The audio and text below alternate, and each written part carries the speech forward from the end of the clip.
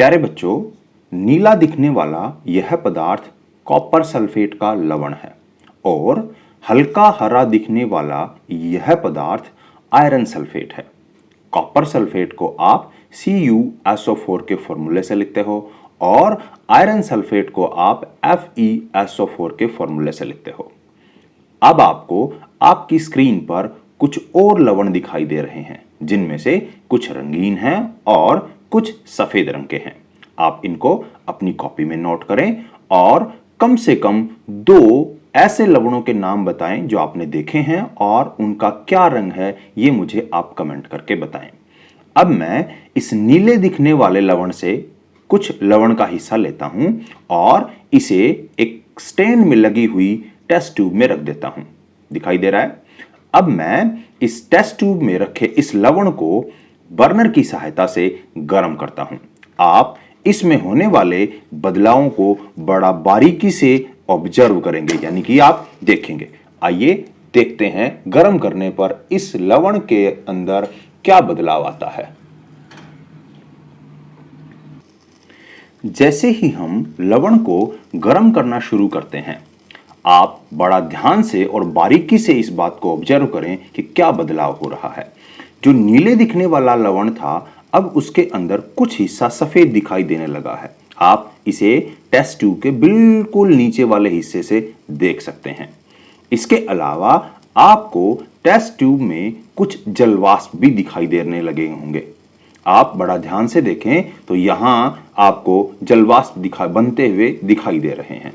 कुछ जलवाष्प मैंने इसके ऊपर एक कॉर्क को उल्टा करके रखा हुआ है, उसके ऊपर भी आपको थोड़ी देर बाद दिखाई देने लग जाएंगे। मैं इनको काफी नजदीक से आपको दिखाने की कोशिश भी करूंगा। आइए देखते हैं। देखिए, ये जो कॉर्क इसके ऊपर रखा था, अब आप इस पे बने जलवाष्प को बड़ा बारीकी से देख सकते हैं। ध्यान से देखने पर आपको दिखाई देगा कि कॉर्क गीला हो गया है। ये जलवाष्प कहां से आए हैं? ये जलवाष्प वास्तव में इस कॉपर सल्फेट के लवण से आए हैं। यानी कि हमें जो शुरू में लवण दिखाई दे रहा था ये वाला, इसमें कुछ जल के अणु भी उपस्थित हैं। इस प्रकार यदि किसी लवण के साथ कोई जल का अणु उपस्थित है तो उस जल के अणु को हम कहते हैं क्रिस्टलन का जल, यानी वाटर ऑफ क्रिस्टलाइजेशन। देखिए, दोबारा सुनिए, किसी लवण के साथ उपस्थित जल के अणुओं को हम क्या कहते हैं? Water of crystallisation. परिभाषा के रूप में अगर आप इसको लिखना चाहते हो तो सही बात सुनिए ध्यान से।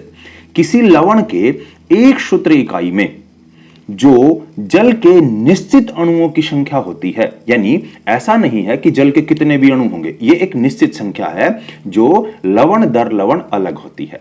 आपको जो कॉपर सल्फेट दिखाई दे रहा है, इसके अंदर 5 जल के अणु हैं, यानी इसका सही फॉर्मूला क्या है? Copper sulphate CuSO4 × 5H2O।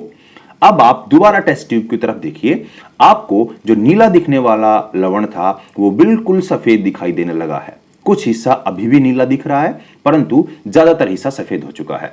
यानी इस कॉपर सल्फेट में से जो जल के अणु थे, जिसे आप क्या कहते हो? वाटर ऑफ क्रिस्टलाइजेशन, वो धीरे धीरे वाष्प बन के उड़ रहे हैं। यानी इसमें जो नीला रंग था वो किसकी वजह से था? उस जल के अणुओं की वजह से। जल के अणु वाष्प बन के निकल गए तो पीछे बचा हुआ जो कॉपर सल्फेट है वो अब सफेद रंग का हो गया है। इस प्रकार बहुत से लवण होते हैं जिनमें जल के अणु उपस्थित होते हैं।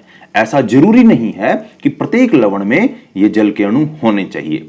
कुछ लवण ऐसे भी होते हैं जिनमें ये नहीं होता है, परंतु जिन लवणों में जिनके अंदर ये उपस्थित होता है, गर्म करने पर इसकी संख्या बदल भी सकती है, जैसे अभी बदली हुई है। 5 जल के अणु यहां से निकल गए। तो यहां से हम 2 बातें बड़ी बारीकी से और अच्छे से सीखेंगे। सबसे पहली बात, ये कैसा प्रोसेस है? ये एक रासायनिक अभिक्रिया है। कैसे? क्योंकि शुरू में जब आपने अभिकारक लिए तब उनका रंग नीला था, परंतु जैसे अभिक्रिया हुई है, गर्म करने पर क्या हुआ है? उसके रंग में बदलाव हो गया। तो किसी ऐसे परिवर्तन में जिसमें रंग में बदलाव आ जाए उसे हम केमिकल प्रोसेस कहते हैं। दूसरी बात, पानी बनकर क्यों उड़ गया इसमें से जल?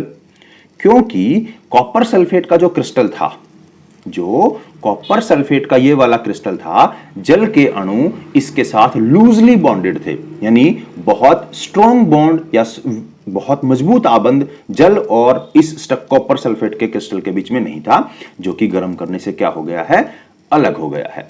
अब इस बात को और अच्छे से समझते हैं। देखिए,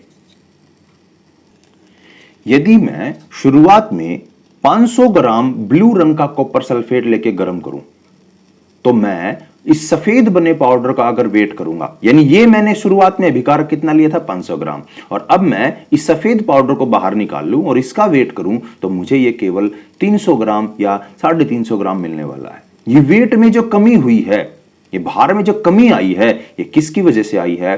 कुछ जल की बूंदें यहां उपस्थित थी, वो वाष्प बन के उड़ गई, यानी कि ये जो अभिक्रिया है इसके अंदर भार में कमी आई है, और जो कमी आई है वो जल के अणुओं की वजह से आई है। तो आपको जो वाष्प यहां दिखाई दे रहे थे, वो वास्तव में इस क्रिस्टल के अंदर उपस्थित थे और वहां से आए थे।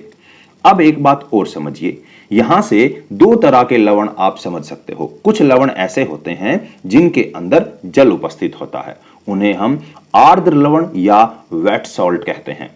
इसके अन्य एग्जाम्पल क्या क्या हैं? देखिए, सोडियम कार्बोनेट जिसमें 10 जल के अणु होते हैं, कैल्शियम सल्फेट जिसमें 2 जल के अणु होते हैं, फेरस सल्फेट FeSO4 जिसमें 7 जल के अणु उपस्थित होते हैं। इस प्रकार जो जल के साथ लवण होते हैं, यानी वे लवण जिनमें जल उपस्थित होता है, उन्हें आर्द्र यानी कि वेट सॉल्ट कहा जाता है। परंतु जब मैं उनको गर्म कर देता हूं, वहां से जो जल है वो वाष्प बन के उड़ जाता है, पीछे बचा जो लवण है वो सूखा लवण कहलाता है, ड्राई साल्ट आप उसे कह सकते हो, और कुछ जगह आप बुक्स में उसे एनहाइड्रस रूप में भी पा सकते हो। यानी कोई आपसे पूछे कि एनहाइड्रस साल्ट क्या होता है, तो आपका जवाब यह होना चाहिए, वह लवण जिसमें से सारी जल की बूंदें निकल गई हैं, सारी जल की बूंदें, जो जल उसमें उपस्थित था वो सारा अगर निकल जाए तो उसे हम क्या कहते हैं? एनहाइड्रस, ड्राई या सूखा लवण भी उसे आप कह सकते हो। अब मैं इस टेस्ट ट्यूब को यहां से हटाकर, यानी स्टैंड से हटाकर आपके इसके अंदर कुछ जल की बूंदें डालने वाला हूं, तब आप इसमें एक चमत्कारिक परिवर्तन देखेंगे। आइए इसको यहां से हटाकर इसमें कुछ जल की बूंदें डालते हैं। देखिए, अब मैंने इस टेस्ट ट्यूब को उस स्टैंड से हटा लिया है, ठीक है। अब आप इसकी बॉटम पे यानी तली पे सफेद रंग के पदार्थ को देख सकते हो। यह सफेद रंग का पदार्थ सूखा लवण है। किसका? कॉपर सल्फेट का, जिसे आप एनहाइड्रस या ड्राई भी कह सकते हो। यानी कि कुछ लवण ऐसे हैं जिनमें जल होता है, यदि जल उनके साथ है तो वे कैसे हैं? Wet salt. और ये कैसा है? अभी जो आपको सफेद दिखाई दे रहा है ये कैसा है? Dry salt. आपको दोनों दिखाई दे रहे हैं। ये जो लवण नीचे दिख रहा है ये नीले रंग का, इसमें जल है, तो ये कैसा है? वेट। और अगर इसमें जल नहीं है, जो ऊपर सफेद दिखाई दे रहा है, ये कैसा साल्ट है? ये कैसा लवण है? ड्राई। अब मैं इस ड्राई साल्ट में, जिसमें जल नहीं है, कुछ जल की बूंदें मिलाता हूं। आप इसमें एक चमत्कारिक परिवर्तन देखेंगे और ध्यान से आपको उसे देखना है। देखिए, जैसे जैसे जल की बूंदें जा रही हैं ये फिर से नीला हो गया। दिखाई दिया? कैसा हो गया? फिर से नीला हो गया। यानी यहां होने वाला परिवर्तन कैसा है? उत्कर्मणीय, रिवर्सिबल भी आप इसे कह सकते हो। कैसे? शुरुआत में आपका क्रिस्टल कैसा था? नीले रंग का था। गर्म किया तो क्या अभिक्रिया हुई? इसमें से जल निकल गया। परंतु जब मैंने वापस जल मिलाया तो मुझे वही अभिकारक मिल गए जो शुरू में थे। इस प्रकार ऐसी अभिक्रियाएं जिनमें अभिकारक उत्पाद में बदलकर वापस उत्पाद जो है अभिकारक में बदल जाए, यानी ऐसी अभिक्रियाएं जिनमें उत्पाद वापस अभिकारकों में बदल जाएं, उन्हें हम क्या कहते हैं? उत्कर्मणीय प्रक्रियाएं, रिवर्सिबल प्रोसेस। तो ये एक रिवर्सिबल प्रोसेस का एग्जाम्पल भी है। आ जाएगी बात समझ में? तो आज के इस एक्टिविटी से आपने क्या क्या सीखा? पहली बात कि कुछ लवण होते हैं जिनमें जल उपस्थित होता है, उनको वेट सॉल्ट कहते हैं। दूसरी बात क्या सीखी? ये एक रासायनिक अभिक्रिया भी है। कैसे? क्योंकि इसमें रंग में बदलाव हुआ। ऐसी अभिक्रियाएं जिनमें रंग में बदलाव होता है उन्हें रासायनिक अभिक्रिया भी कहते हैं। तीसरी बात आपने क्या सीखी कि ड्राई सॉल्ट क्या होते हैं? वे साल्ट जिनमें जल ना हो। जब ये सफेद रंग का पाउडर था तब इसे हम क्या कह सकते थे, ड्राई साल्ट, क्योंकि सारे का सारा जल वाष्प बन के उड़ गया था। ये एक रिवर्सिबल प्रोसेस भी है। कैसे? क्योंकि इसमें बने पदार्थ जो उत्पाद हैं वो वापिस अभिकारकों में बदल जाते हैं। आ जाएगी बात समझ में? यहां से अब आप एक और बात सीखिए कि जो लवण होते हैं वो 3 तरह के हो सकते हैं। कौन कौन से? पहली बात सुनिए, इफ्लोरेसेंट। क्या होते हैं? इफ्लोरेसेंट टाइप के लवण। वे लवण जो गर्म करने पर 1, 2 या सारे अणु छोड़ दें, यानी जितने अणु उनमें उपस्थित हैं उन सब को गर्म करने पर छोड़ दें, वे सभी क्या कहलाते हैं? इफ्लोरेसेंट लवण। अगली बात समझ में? तो ये जो आपको दिखाई दे रहा है कॉपर सल्फेट, ये किस टाइप का लवण है? इफ्लोरेसेंट टाइप का। दूसरा सुनिए, डेलिक्यूसेंट। दूसरा क्या नाम है? डेलिक्यूसेंट। वे लवण जो वायुमंडल से नमी को अवशोषित कर लें और अपनी आकृति बदल लें, यानी अपनी स्ट्रक्चर बदल लें, उनको कहते हैं डेलिक्यूसेंट। जैसे सोडियम हाइड्रोक्साइड है, जो वायुमंडल से नमी को अवशोषित करके कार्बन डाइऑक्साइड गैस को अवशोषित करके क्या है, अपनी से बदल लेता है, यानी ठोस से द्रव हो जाता है। तो ऐसे लवण डेलिक्यूसेंट कहलाएंगे। तीसरा है हाइग्रोस्कोपिक। वे लवण जो नमी तो अवशोषित करते हैं परंतु अपनी आकृति नहीं बदलते, उनको कहेंगे हाइग्रोस्कोपिक। हाइग्रोस्कोपिक वे लवण हैं जो नमी अवशोषित करके अपनी आकृति नहीं बदलते, जैसे सामान्य नमक NaCl। आज की इस एक्टिविटी में इतना ही। आपको एक्टिविटी कैसी लगी आप कमेंट करके भी बता सकते हैं। देखने के लिए धन्यवाद। Thank you.